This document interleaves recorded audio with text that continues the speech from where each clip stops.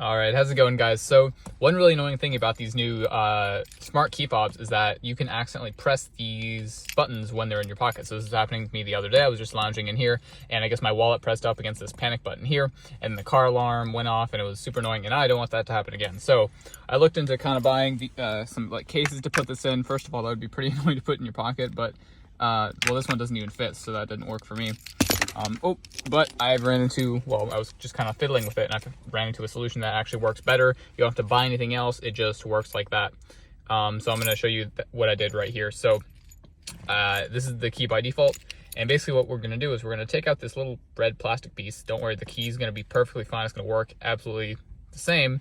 And you're still going to be able to press this button. You're just going to have to like go in there with your finger. It's going to be very, very hard to accidentally press that. You have to do it very consciously. So let me just prop this phone up. Sorry, you get like a very weird view, but I'm in my car and this is the only way I could show you this. So I would probably look up, so I am in a 2015 Toyota Prius. So this is the key fob that comes with that.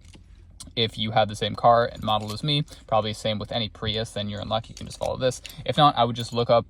It's pretty easy to take these key fobs apart. They're, you know, it's really easy to take apart, put back together. Don't worry about it too much. But you can just do a quick Google search or a YouTube video on how to disassemble your key for your key fob model and car. But this is going to be for the Prius. So what you do here is you take out the little manual key. So you press here, and then this manual key slides out. And then there's going to be a divot right here where you just press the actual manual key into this little hole right here. You press in pretty hard, and then you twist, and this will come apart. And don't worry, you're not breaking anything. This is just opening the casing. You'll hear a little snap, and that's perfectly fine. Do note that the first time you ever do this, it's going to be a little harder, so it'll feel like you're breaking it, but you're not breaking it. And so then you have these pieces. So really all you need for the key fob, and you can see these are like pretty simple components. This computer, now you want to be careful with that computer part, but this computer part, also this is how you replace the battery. That's what I was initially doing, taking apart this key. But this is really all the key fob is. It's a tiny little thing. If you wanted to do a super custom solution, you could really just make your own custom case that could be a much smaller, much better designed if you wanted to do that.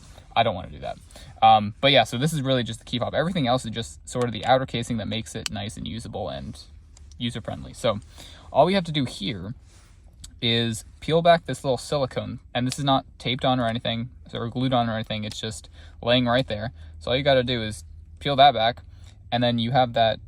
Remember, this is the panic button right here, and all you got to do is pop it out. Super simple. And then you just take this out, put it somewhere. You definitely want to keep that. I mean, these keys are pretty cheap to replace anyway, so it's not a huge deal, but keep that in case you want to revert this. Put it back, and look, the keys are going to look exactly like this.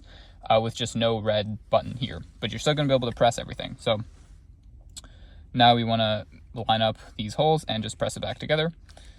And super simple, just press it together, make sure everything snaps, and good. And this is going to be perfectly working fine. Again, if you took that little computer chip out, that would work perfectly fine as a key fob. This is just much more user-friendly.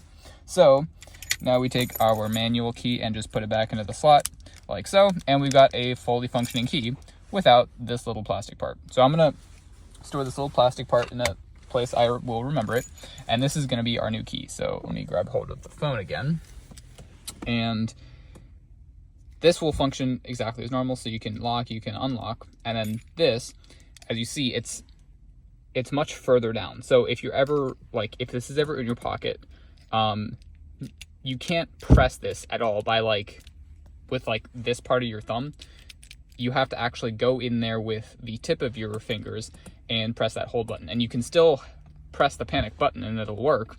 It's just much harder to accidentally do it. Now, obviously, if you had the corner of your wallet going in there, that would still press it, but this just makes it much more unlikely for anything to happen. So if you guys found this useful, please go ahead and leave a thumbs up, or let me know if this works on other car models, because I have no idea. I'm just doing this for the Prius, and this has been a really good solution for me. So I just want to share that with all of you out there. So without further ado, peace out and have a good day.